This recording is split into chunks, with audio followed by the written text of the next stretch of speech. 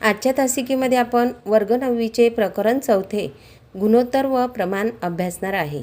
यामध्ये आपण गुणोत्तर, गुणोत्तराचे गुणधर्म, गुणोत्तरावरील समान गुणोत्तरावरील क्रिया आणि समान गुणोत्तराचा सिद्धांत, समान पारंपरिक प्रमाण व गुणोत्तरातील के पद्धती याचा अभ्यास करणार आहे। आता या ठिकाणी गुणोत्तर म्हणजे काय? तर गुणोत्तर म्हणजे दिलेल्या संख्यांचे संक्षिप्त रूपांतर किंवा संख्यांचे संक्षिप्त रूपांतर असे आपल्याला म्हणता येईल। मग या ठिकाणी उदाहरण आपण जर घेतलं तर विमलने तयार केलेले रव्याचे लाडू जे होते ते रुचकर होते। मग त्या ठिकाणी तिने काय घेतलं होतं? त्याचं प्रमाण घेतलं होतं। म्हणजेच 1 वाटी तूप, 3 वाट्या रवा आणि 2 वाट्या साखर घेऊन तिने लाडू बनवले होते। म्हणजे या प्रमाणामध्ये तिनं घेतलं होतं म्हणून तिचे लाडू रुचकर झाले होते। तसंच दोन संख्यांच्या गुणोत्तराची संकल्पना जी आहे ती 3 किंवा अधिक संख्यांसाठी सुद्धा आपल्याला विस्तारित करता येते। या ठिकाणी समजा तूप, रवा आणि साखर यांचं जे प्रमाण आहे ते कसं घेतलं गेलं होतं? 1:3 आणि 3:2 अशा प्रकारे घेतलं होतं।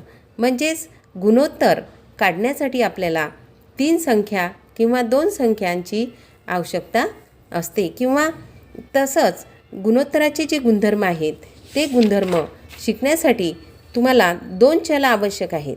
2 चल ए आणि बी। आता या 2 संख्यांचं जर गुणोत्तर दाखवायचं असेल आपल्याला तर आपण दाखवू शकतो एस बी। म्हणजे मधले जे 2 पॉईंट आहेत त्या पॉईंटला आपण काय उच्चार करू? त्याचा स, म्हणजे एस बी असा त्याचा उच्चार आपल्याला करता येईल किंवा आपल्याला ते कसं लिहिता येईल? ए भागेला बी अशा स्वरूपात सुद्धा आपल्याला लिहिता येते। आता या ठिकाणी एला आपण काय म्हणू? पूर्वपद म्हणजेच पहिले पद। त्याच्यानंतर बीला काय म्हणू आपण? उत्तरपद म्हणजेच दुसरे पद म्हणता येईल आपल्याला। त्याच्यानंतर समजा जर 2 संख्यांच्या गुणोत्तरात उत्तरपद म्हणजे दुसरे पद म्हणजे त्याच्या छेदामध्ये जर 100 असतील तेव्हा त्या गुणोत्तरास आपण काय म्हणू? शतमान असे म्हणता येईल। नंतर समजा जर ज्या संख्यांचे आपल्याला गुणोत्तर काढायचे आहे त्या संख्या ह्या एकाच प्रकारच्या मापनाच्या असल्या पाहिजे। तसेच प्रत्येकीच्या मापनाचे एकक हे समान असले पाहिजे।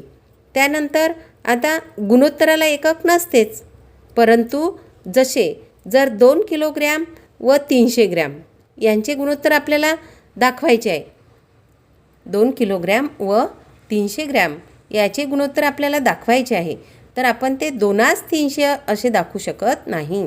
तर या ठिकाणी हे 2 किलोग्रॅम आहे आणि हे 300 ग्रॅम आहे।